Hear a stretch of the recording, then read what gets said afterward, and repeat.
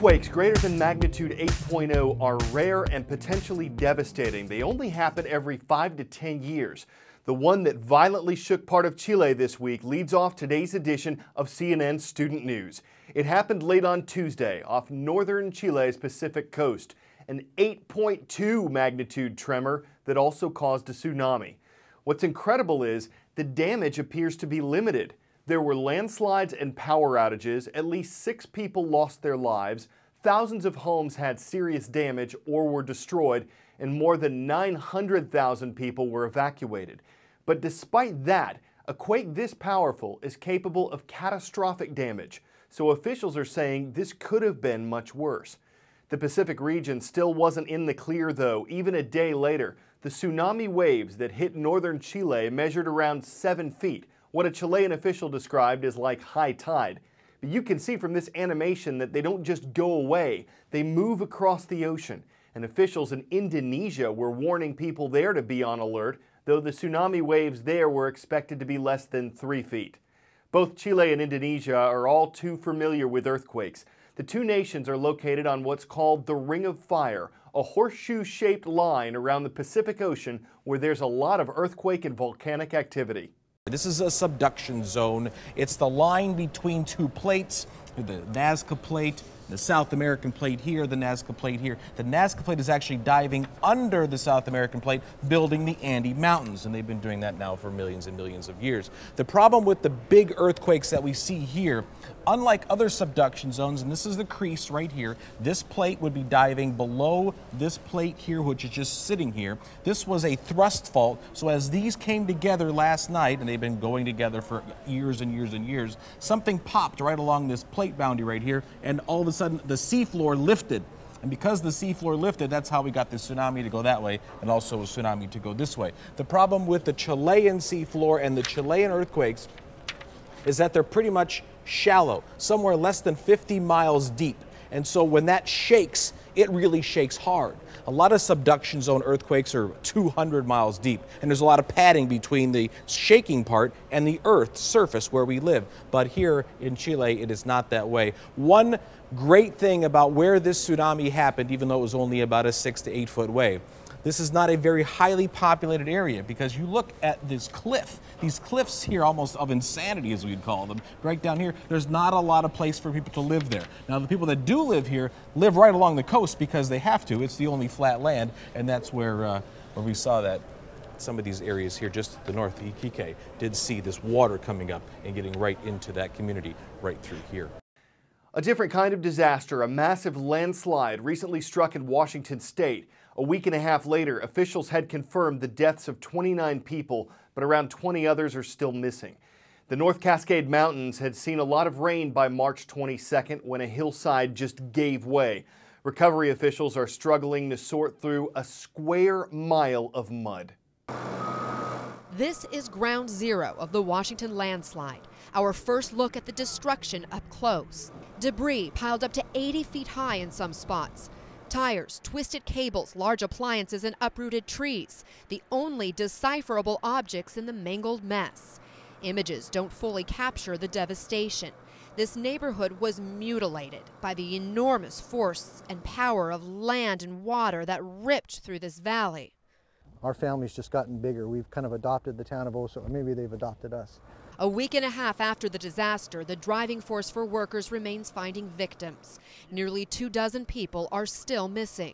Will you be able to find all of the victims? We're going to try. I mean, that's the crystal ball question. The debris field is full of a toxic sludge, a combination of human waste, chemicals from households, as well as propane tanks, oil and gas, making the search effort extremely dangerous. Every person, animal, and thing that comes out of here has to be decontaminated. Workers are forced to wait for some areas to dry out before investigating. All of this heavy equipment is helping to clear the debris off the road to provide more access for rescuers, but the debris is staying put until hand crews can come and go through these piles to pull belongings for family members who've lost everything. 2 American flags fly among the men and women working here. One, recovered from the debris, hangs in reverence for lives lost. Another flag at half-staff on a lone tree left standing in the slide zone. a source of strength and a symbol of hope for better days ahead. Ana Cabrera, CNN, Arlington, Washington. Next up today, money and politics. The U.S. Supreme Court issued a ruling yesterday that would allow people to donate more money to political campaigns. But this may not make a huge difference simply because most people don't have this much money to donate. Here's the deal. Under current law, you can give up to $5,200 to a candidate during an election. This ruling doesn't change that. But what if you wanted to give that $5,200 to a whole bunch of candidates? Previously, the limit for that was just over $123,000 per election cycle. That limit's gone.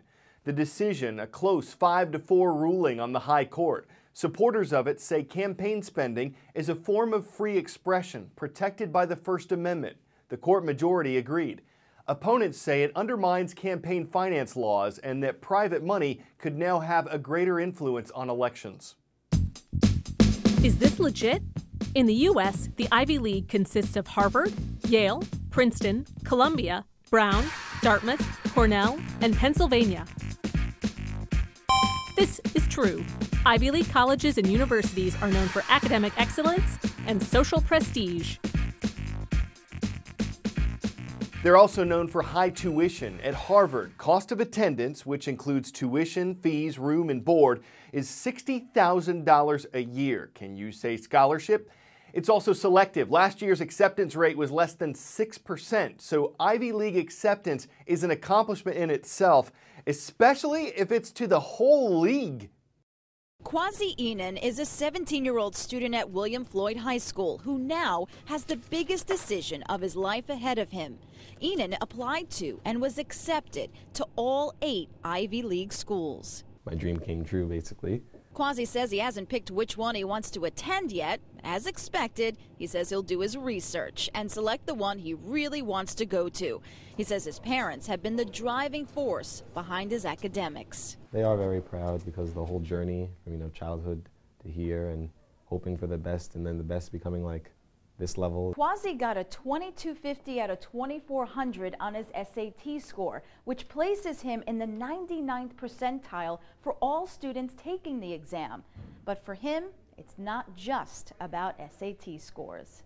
I think I've been really well-rounded when it comes to academics, music, sports, and just doesn't always being the very best in all of them. His principal, Barbara Butler, says his accomplishments have inspired other students in the school. He has been an inspiration for other kids. Even just walking down the hall today, kids have said things like, I want to do that, I want to try that. In addition to all his achievements, Quasi just has a great attitude towards life. Knowing that I'm going to have a happy day because of the things I'm doing in this day, because I love doing all of them. So I think that's what really pushes me. First school in today's roll call is in the Northeast, Glen Mills, Pennsylvania. Not too far from the capital, we've got Garnet Valley High School. The Jaguars are on today's roll. Moving south to the Volunteer State, the Beavers of Carnes High School are watching. They're in Knoxville, Tennessee. And in Pavilion, Wyoming, it's good to see the Cougars on the prowl. They're online at Wind River Middle High School. The world's tallest building is in United Arab Emirates. The tallest mountain is in Nepal. The tallest Ferris wheel? At the moment, it's this one on the Las Vegas Strip. The High Roller. It's Vegas. What did you expect? It just opened. It stands 550 feet high, and it gives Ferris wheel aficionados views of, well, pretty much everything from the city to the mountains around it. Tickets start at $25, and it can fit more than 1,100 people at a time, which might be a tight fit but also a profit. One spin around takes 30 minutes, a gondola of time. It has 2,000 bulbs to LED light and give riders a full kaleidoscope of color. Less vibrant wheels would say it's just not Ferris. CNN Student News will be back around tomorrow, and we'll hope to see you then. I'm Carl Azus.